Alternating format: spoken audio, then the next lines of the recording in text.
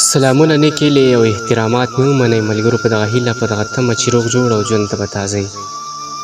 څه ورځې مخکې به تاسو زما یو پوسټ هم کتلی او ویډیو به هم کتلی وه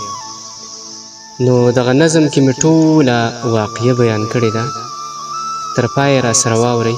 او مخکې یې شیر کړئ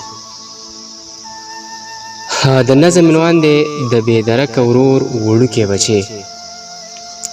سم په مثال لکه چې ګور ته راغلم ماښام چې ستړی ستړی کور ته راغلم هغه د ځان سره لانجه کې ماشوم ناستو د کور په دروازه کې ماشوم د سترګو نه مې یوه غوښتنه وکړه د خپل بابا یې رانه پوښتنه وکړه د سترګو نه مې وغوښتنه وکړه د خپل ورک شوي پلار پوښتنه وکړه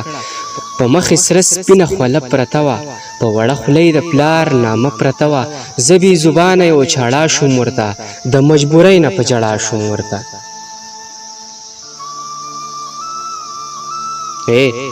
زه بې زبانه یو چاړه شوم ورته د مجبورۍ نه په ژړا شوم ورته په احساساتو سوځېدلی زړګی ما ورته تش کو خپل ډک شوی زړګی نه د سرکار نه د باداره کوه رانه غوښتنه په قلاره کوه مذاق ګلابه زما او ستا کېږي دلته په درد پسې خندا کېږي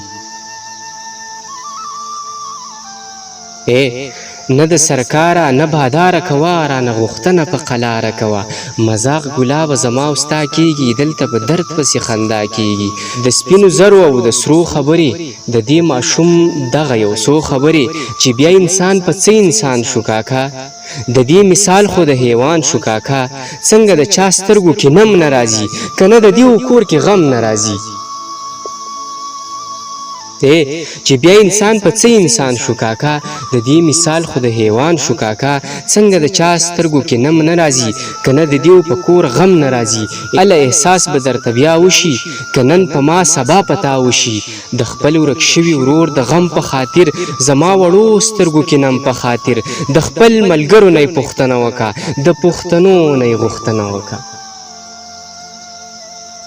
اله احساس به درته بیا وشي که نن په ما سبا په تا وشي د خپل ورک شوي ورور د غم په خاطر زما وړو سترګو کې نم په خاطر د خپل ملګرو نه یې پوښتنه وکړه د پوښتنو نه یې غوښتنه وکړه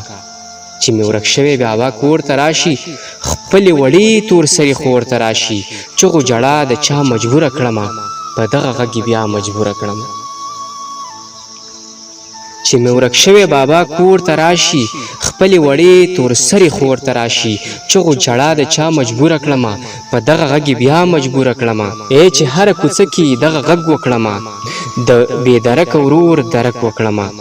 دیانه زه د چا پروا مه کوه دې بې احساسو ته ژړا مه کوه دې بې احساسو ته ژړا مه کوه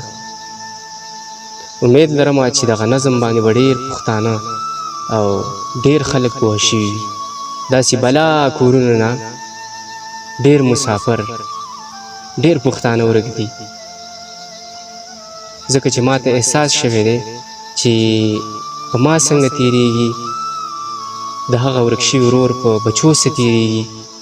دغسې به د بل پښتون په کور باندې هم تېرېږي الله دې وکړي